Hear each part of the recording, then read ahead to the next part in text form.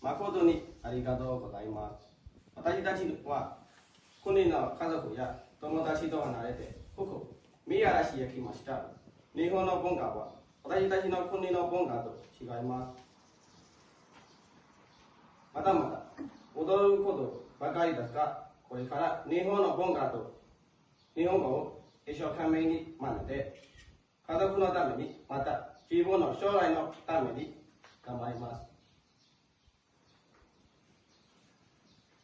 三原日本学校で先生方や仲間たちと一緒に楽しい留学生活がスタートしました。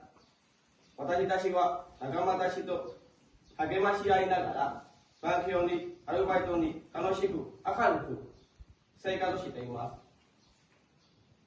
どうか皆様、私たちの三原での生活を温かく見守ってください。よろしくお願いいたします。令和8年6月15日、三原日本学校で